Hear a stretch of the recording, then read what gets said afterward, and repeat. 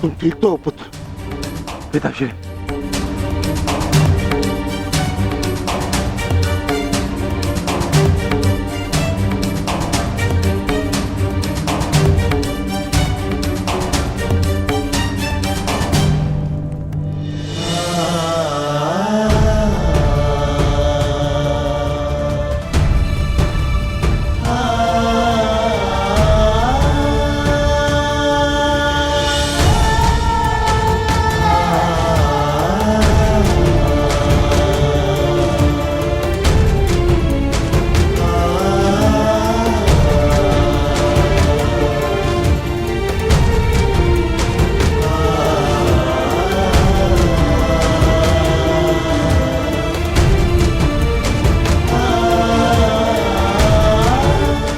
सबका जन्म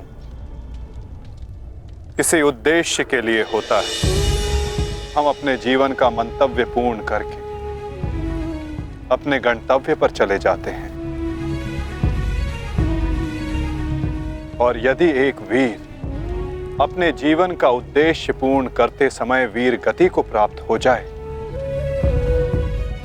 तो उसे मोक्ष की प्राप्ति होती है। तुमने सबके लिए जो कुछ भी किया उसके लिए सभी तुम्हारे ऋणी रहेंगे पुत्र। तुम्हारा ये बलिदान व्यर्थ नहीं जाएगा घटोत्कच। और इन्हीं बलिदानों से हम इस युद्ध में विजय पा सकेंगे। जिस भविष्य के लिए हम ये विजय चाहते हैं माधव, क्या उसके लिए वर्तमान का बलिदान करना उचित है? पुत्र की हत्या हो जाए और पिता जीवित रहे, ये कैसा न्याय है माधव? ये न्याय नहीं पार्थ, यही नियति है। नारायणं नमस्कृत्य नरं चैव धर्म स्थापना के लिए जिनका बलिदान आवश्यक है उन्हें अपना बलिदान देना होगा पार्थ। और जिनका जीवन आवश्यक है उन्हें संघर्षों का और दुखों का भार उठाकर अपना जीवन जीना होगा। और इस युद्ध के लिए, इस धर्म स्थापना के लिए नरं चैव नरोत्तमं तुम्हारा जीवन आवश्यक था। सरस्वतीं व्यासं ततो और घटोत्कच का बलिदान।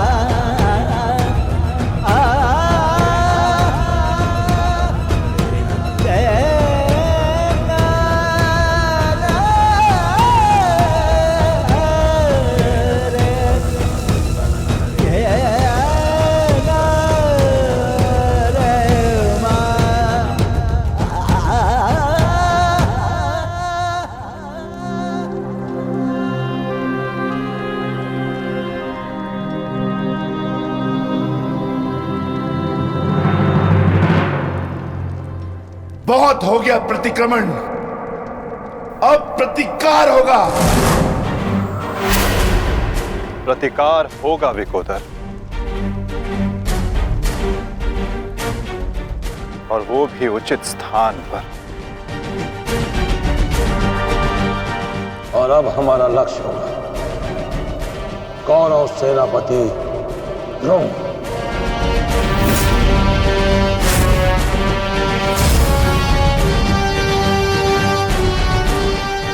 हाँ पिताश्री, कर्ण के पास केवल एक ही अस्त्र था अर्जुन के विरुद्ध, और वो उसका प्रयोग कर चुका है। अब ना तो उसके पास कोई शक्ति है और ना ही कोई कवच, इसलिए अब वो हमारे लिए संकट नहीं, किंतु आचार्य द्रोण को रोकना अति आवश्यक है।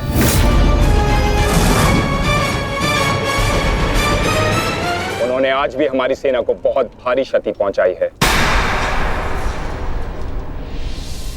अब द्रोण का वध आवश्यक है।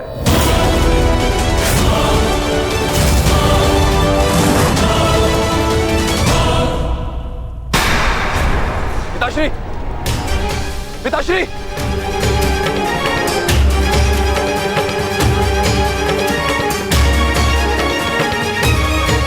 मैं कायरों की भांति युद्ध भूमि छोड़कर नहीं जाऊंगा।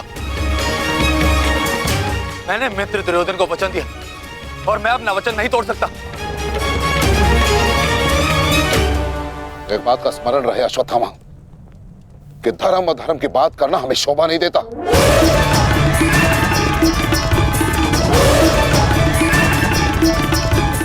स्मरण है तुम्हें युद्ध भूमि में क्या हुआ? भीम तुम्हारा वध करने वाला था पुत्र। उसने यदि आज नहीं किया तो कल अवश्य कर देगा। मेरे पास तुम्हारे मृत्यु देखने का साहस नहीं है, उतनी शक्ति नहीं है मेरे पास, उतनी शक्ति नहीं है मेरे पास पुत्र। यदि तुम चाहते हो कि मैं यह युद्ध लड़ूं, तो तुम्हें युद्ध भूमि का त्याग देना होगा।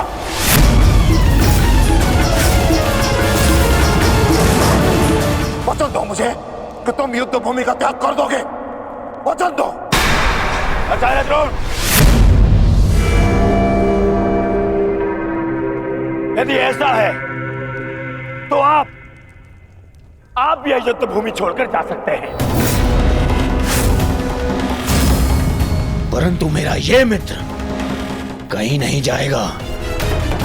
वैसे भी आप हमारे सेनापति हैं ना। सेनापति होने के पश्चात भी आप उन विपक्षियों का कुछ कर नहीं पाए, क्योंकि वो विपक्षी आपके प्रिय शिष्य हैं, इसलिए कुछ नहीं कर पाए हैं आप। शांत हो जाओ मित्र।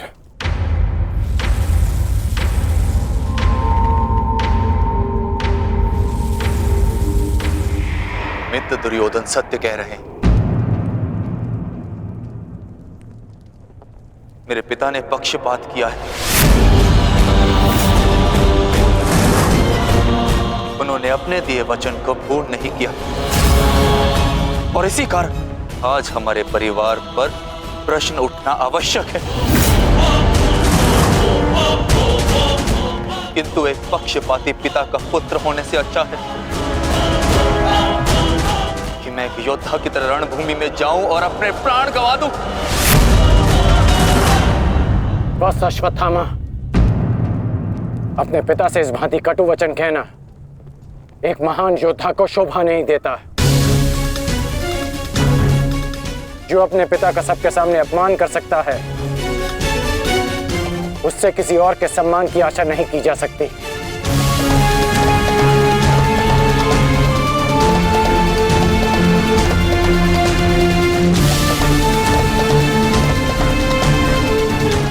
क्षमा कर दीजिए पिताश्री,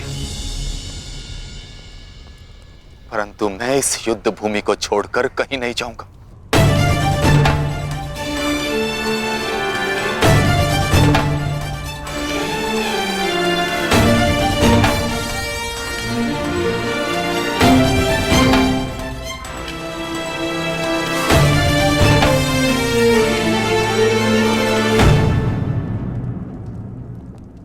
तो ठीक है पुत्र, मैं तुम्हारी इच्छा का मान रखता हूं और आशा करता हूं कि नर्क से दूर रहने की शक्ति तुम्हारे पिंडदान में हो। आज केवल तुम्हारे कारण मुझे संपूर्णता से धर्म का त्याग करना होगा। एक पुत्र पिता के लिए बल होता है, परंतु आज तुम मेरे लिए निर्बलता सिद्ध है। और आप भी सुन लीजिए युवराज, यदि मैंने अपने संपूर्ण जीवन काल में पुण्य किया है तो उन समस्त पुण्यों का मैं कवच निर्मित करता हूं। यदि अपने जीवन में मैंने अपने शिष्यों को समान रूप से देखा होगा तो इस कवच को कोई नहीं फेंक सकता, कोई नहीं। यदि मैंने अपने शिष्यों को संभावना से कम और समर्पण से अधिक शिक्षा नहीं दी होगी तो आज मेरे हाथों से मेरे शस्त्रों को कोई नहीं छीन सकता। इसलिए मैं भारद्वाज पुत्र द्रोण प्रण लेता हूं कि इस कुरुक्षेत्र में जो योद्धा मेरे समक्ष आएगा मैं उसका वध कर दूंगा।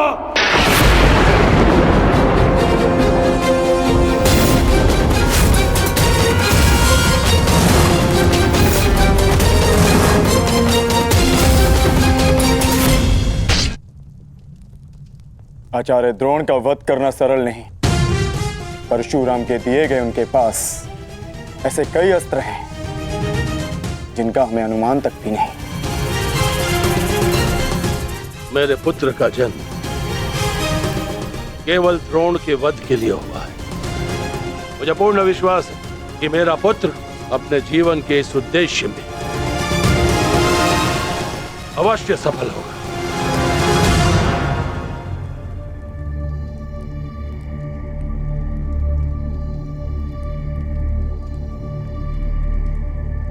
ये युद्ध सरल नहीं है कर्ण।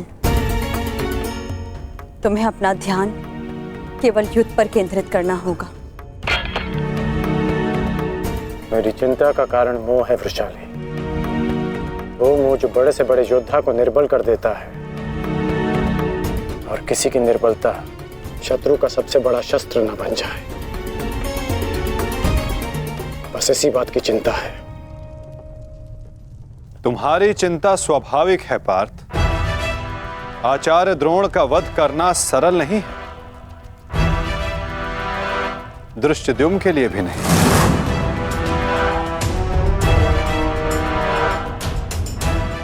तो क्या कोई व्यू नहीं जो हम आचार्य द्रोण के विरुद्ध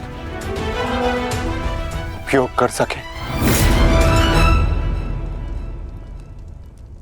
मैंने कहा कि आचार्य द्रोण का वध करना सरल नहीं। मैंने ये नहीं कहा कि ऐसा करना असंभव है।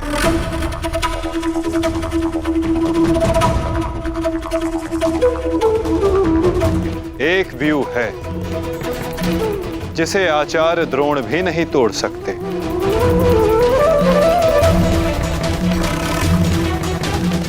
पुत्र मोह व्यू। आचार्य द्रोण को परास्त करने का केवल एक ही अस्त्र है, अश्वत्थामा।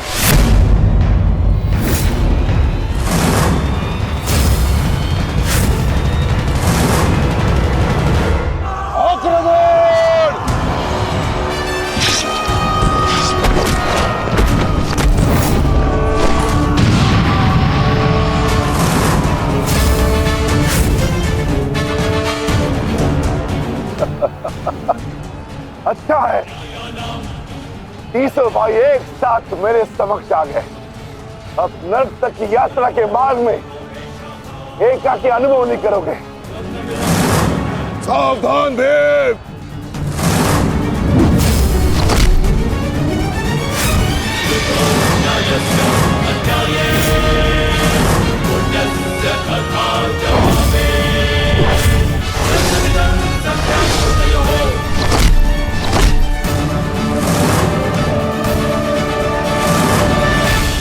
आज मैं हस्तिनापुर नरेश महाराज धृतराष्ट्र के सभी पुत्रों का कवच हूं। यदि किसी ने भी उन्हें हानि पहुंचाने का दुस्साहस किया तो उसे मृत्यु में स्वयं दूंगा, और ये मेरा संकल्प है।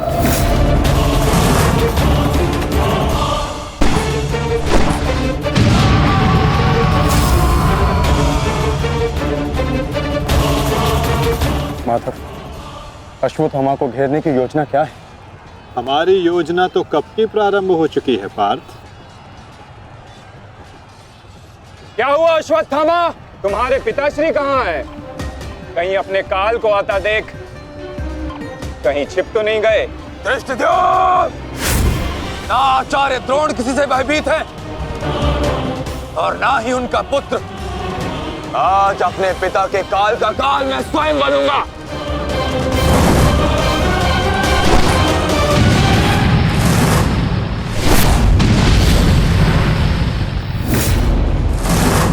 बस इतना ही सीखा है अपने पिता से?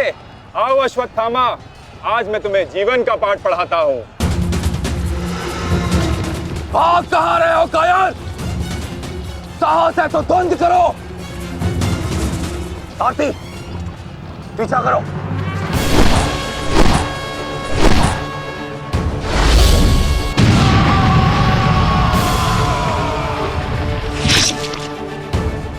मित्र, अश्वत्थामा कहीं दिख नहीं रहा। कहीं वो शत्रु के घेरे में घिर ना जाए। तुम आचार्य द्रोण के पीछे जाओ, मैं अश्वत्थामा को खोजता हूँ। ठीक है मित्र। सारथी, चलो सत्यसेन।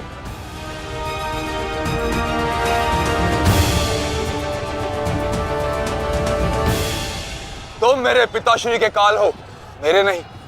परंतु आज मैं तुम्हारा काल बनकर आया हूं। सावधान!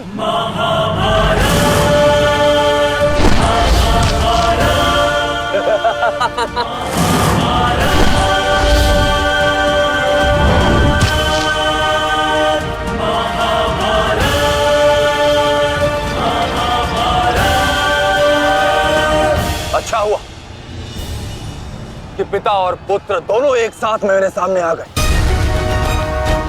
आज तुम दोनों मेरे हाथों वीर गति को प्राप्त हो गए।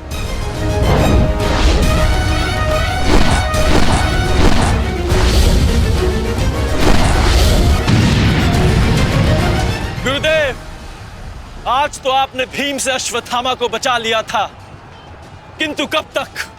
अब चाहे हमारा वध कर दो, किंतु हमने भी आज संकल्प लिया है कि मृत्यु दोनों पक्षों में होगी।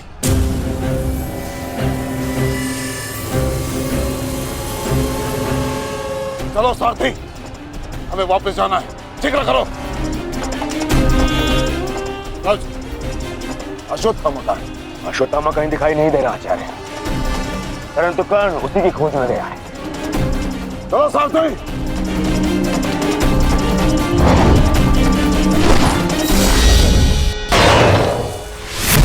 अब तुम्हारी सहायता के लिए ना कोई सैनिक है और ना कोई व्यू। अब तुम दोनों को मेरे हाथ से कौन बचाएगा? सावधान! अश्वत्थामा, तुम स्वयं व्यू में खड़े हो। इस व्यू को शमशान व्यू कहते हैं। कदाचित तुम्हारे पिता ने तुम्हें इस व्यू के विषय में बताया ही नहीं होगा। अपने चारों ओर देखो।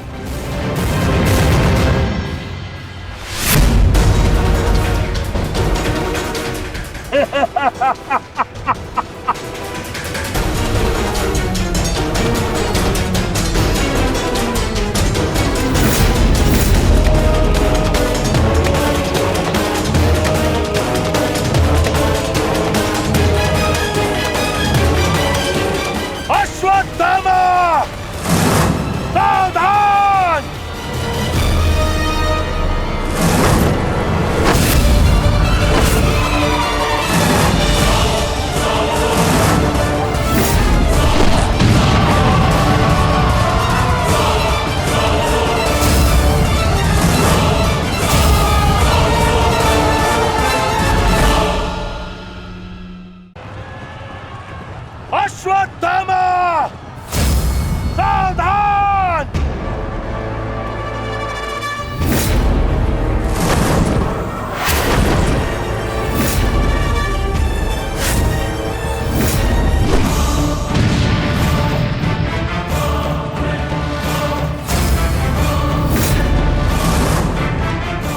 दूसरों की चिता के लिए सजाई गई लकड़ी कभी कभी स्वयं को भी जला देती है धृष्टद्युम्न। अर्जुन, अंगराज कर्ण अश्वत्थामा की रक्षा के लिए शमशान व्यू में आ चुका है। हमारी योजना संकट में है।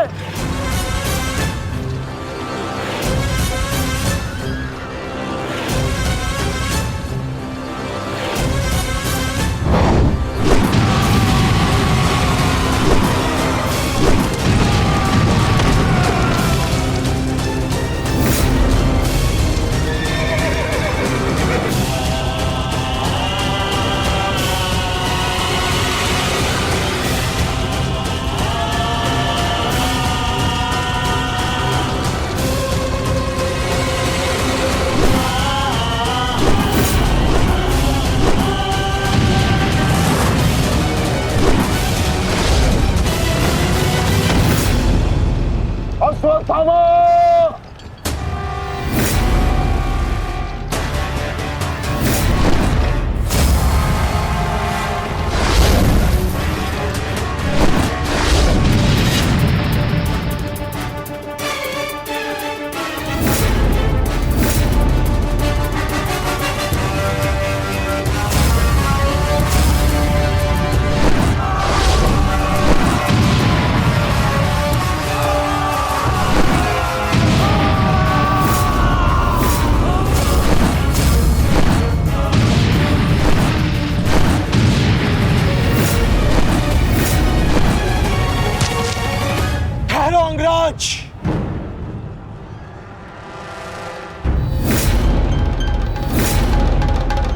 स्मरण है ना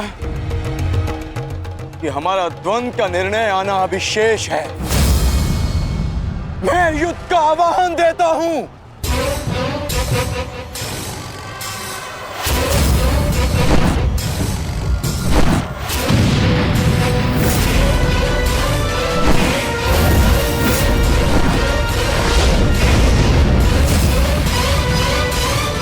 सावधान द्रुपद!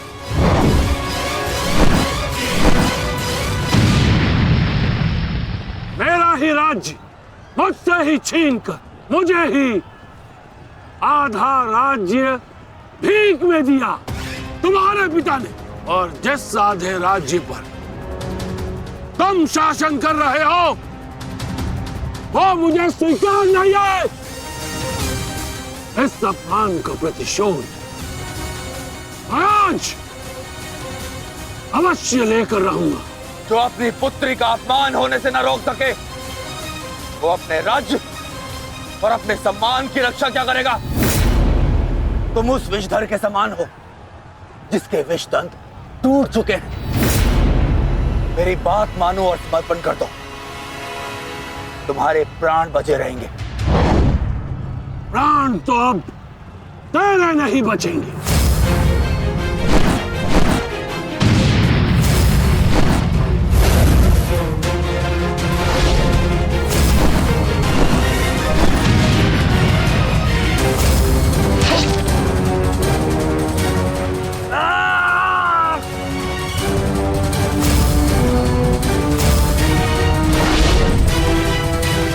द्रुपद!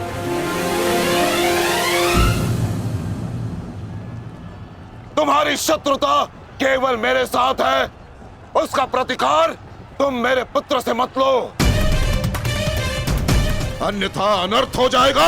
तुम्हारी गुरु दक्षिणा में मिला हुआ मेरा आधा राज्य तुमने अपने पुत्र को दिया, तो तुम्हारी शत्रुता का मूल्य भी तुम्हारे पुत्र को ही चुकाना होगा। सावधान!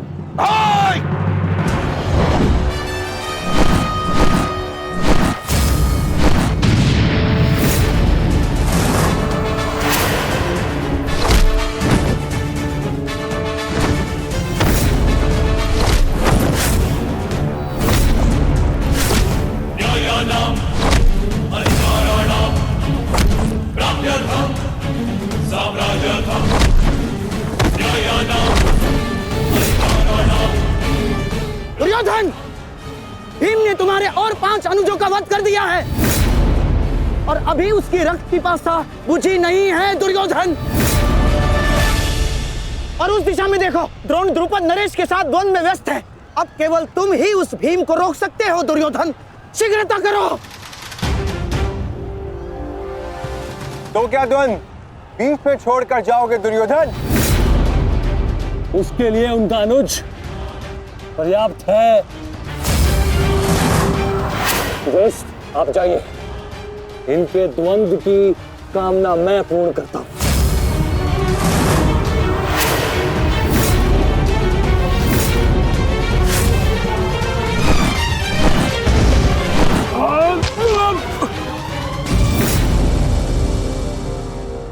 बार बार मुझे छोड़कर मेरे पिता पर वीरता क्यों दिखाते हो आचार्य?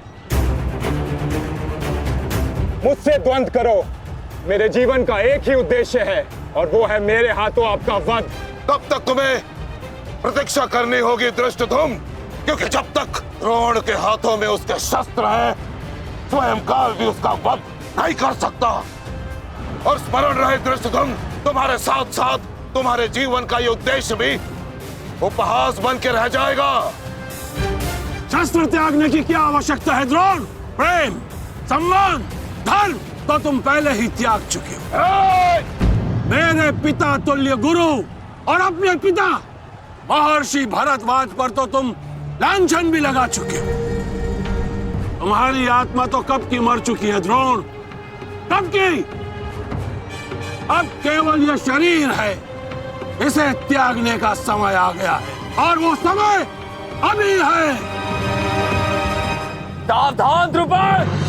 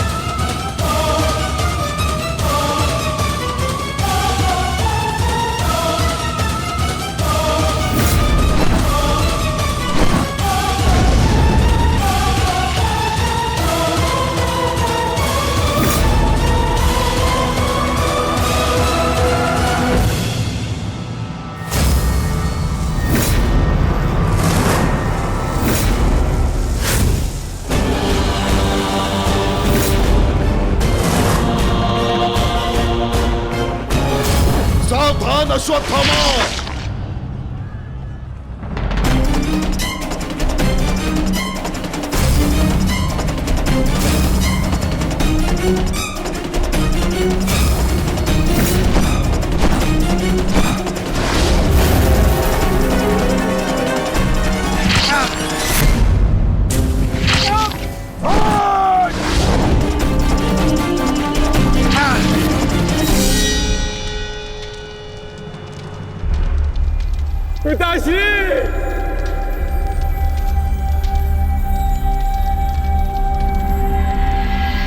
आचार्य द्रोण ने क्रोध में आकर अपने अग्नि शस्त्र से पांचाल नरेश को जीवित जला दिया है महाराज।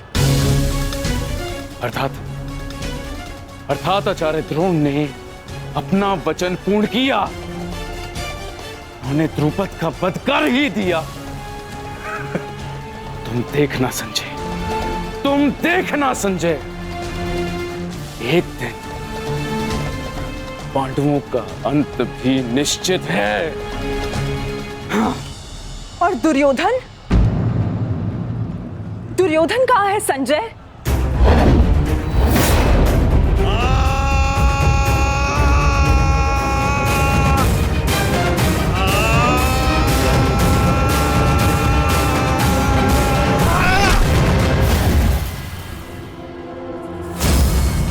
तुम्हें ज्ञात भी है, अब तक तुम्हारे 55 अनुजों का रक्त मैं अपनी गदा को पिला चुका हूं।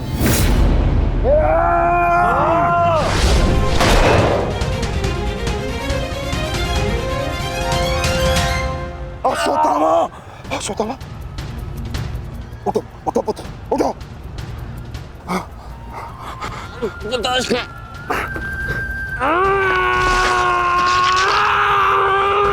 पुत्र पुत्र पुत्र, तुम बहुत अधिक चोटिल हो गए हो।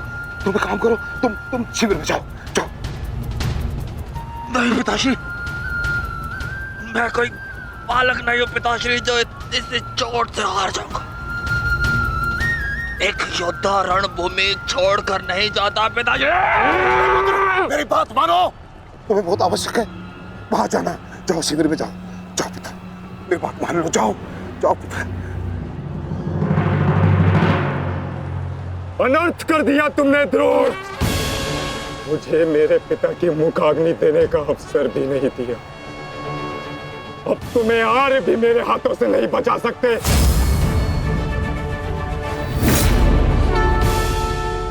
सावधान! मैं जानता हूं तुम एक वीर योद्धा हो, पर तुम बहुत अधिक चोटिल हो गए पुत्र। तुम इस अवस्था में युद्ध नहीं कर सकते। तुम्हें उपचार की आवश्यकता है। जाओ, तुम्हें मेरी शपथ है पुत्र, जाओ। जो आ गया पिताश्री।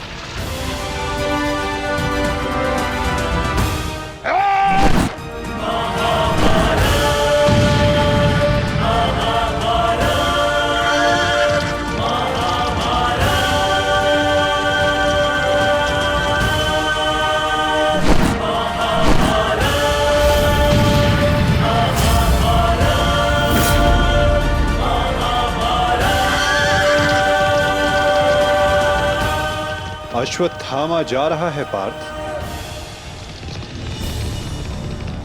भीम और युधिष्ठिर को संकेत भेजो।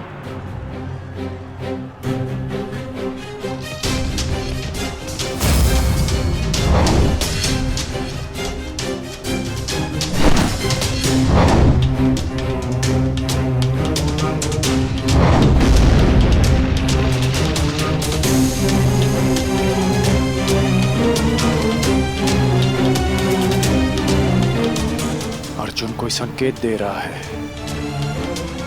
क्या योजना है माधव की?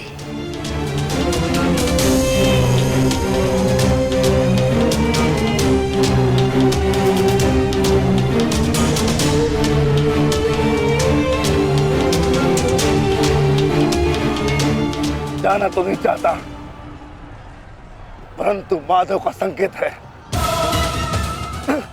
मुझे जाना होगा। प्रतीत होता है तुम्हारे जीवन के कुछ प्रहर अभी शेष है।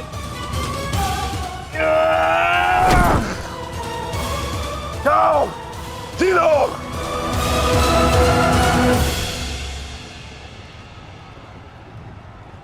सारथी, आगे बढ़ो।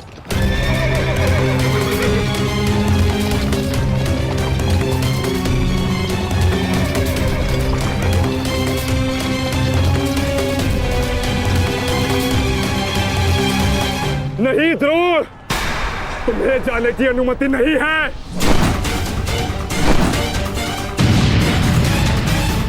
कर्ण, अश्वत्थामा की सहायता करो। वो बहुत अधिक जख्मी है और भीम उसके पीछे है। जाओ।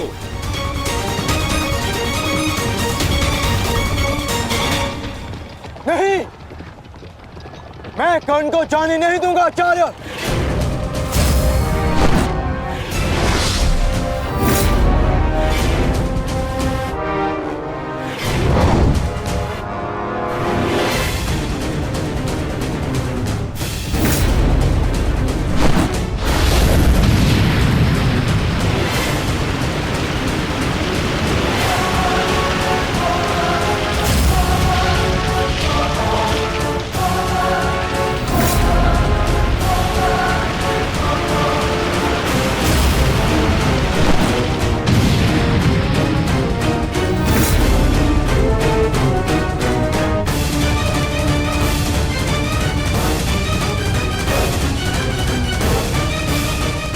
स्मरण रहे पार्थ, यदि कर्ण अश्वत्थामा की सहायता के लिए वहां पहुंच गया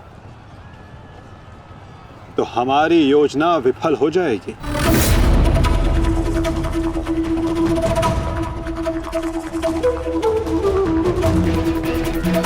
तुम्हें कर्ण को वहां तक पहुंचने से रोकना होगा पार्थ।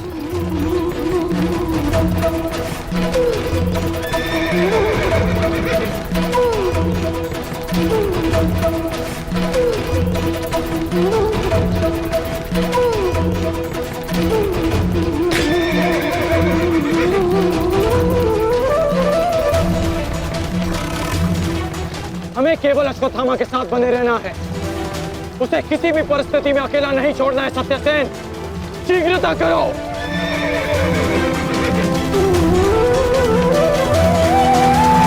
माधव, हमें कर्ण को रोकना होगा, अन्यथा हमारी योजना विफल हो जाएगी और आचार्य द्रोण का वध करना असंभव हो जाएगा।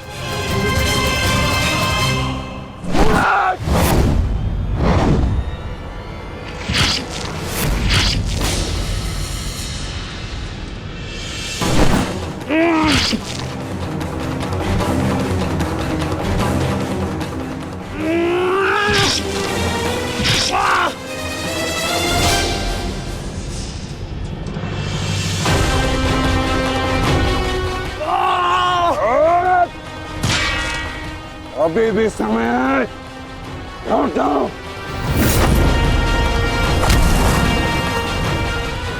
मैं तब तक यहां से नहीं लौटूंगा जब तक आपके प्राण नहीं ले लेता आचार्य।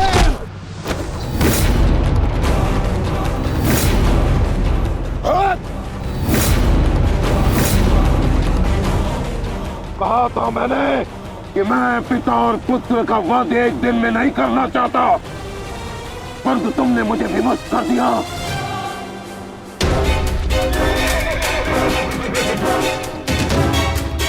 चलिए माता, कर्ण के पीछे चलिए। नहीं पार्थ, इस समय दृश्यद्युम्न को हमारी सहायता की आवश्यकता है और यहां से जाना हमारी योजना का भाग नहीं है। तुम आचार्य द्रोण के साथ युद्ध करो।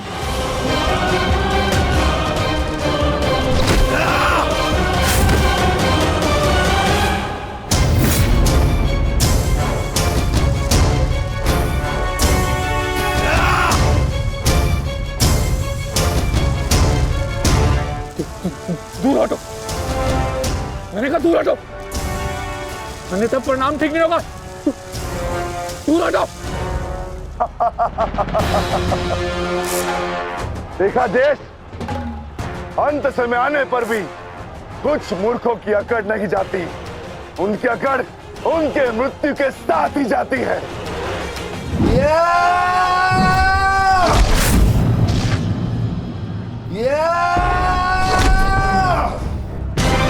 अश्वत्थामा! अब तुम्हारा अंत आ गया अश्वत्थामा। अश्वत्थामा!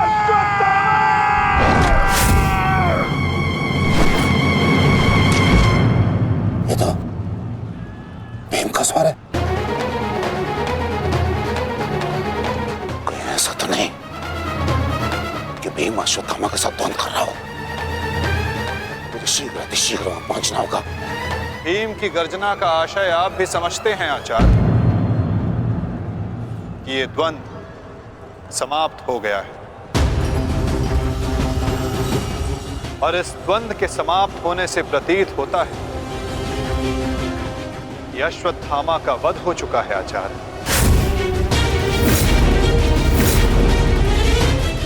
असंभव, असंभव नहीं है माधव। द्रोण का पुत्र अश्वत्थामा, और जब तक द्रोण जीवित है अश्वत्थामा को कुछ नहीं हो सकता। मेरा हृदय कहता है कि मेरा पुत्र जीवित है, कुछ नहीं हुआ उसे। और वैसे भी मुझे आपके बातों पे विश्वास नहीं है माधव। यही विचार पांडवों का भी था आचार्य कि युद्ध भूमि में उनके रहते हुए अभिमन्यु का वध नहीं हो सकता, उसकी मृत्यु नहीं हो सकती।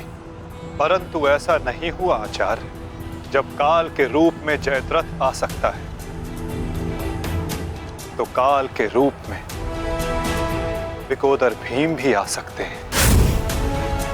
काल की गति को कोई नहीं रोक सकता आचार्य।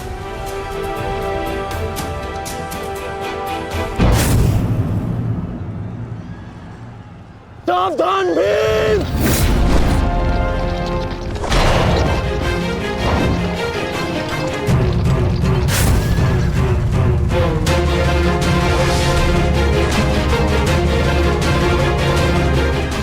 अश्वत्थामा, अश्वत्थामा, तुम ठीक हो? तुम ठीक हो? हाँ अंगराज,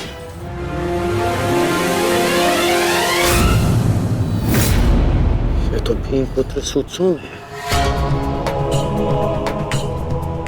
फिर भीम कहाँ है? वो वही है जहां उन्हें होना चाहिए।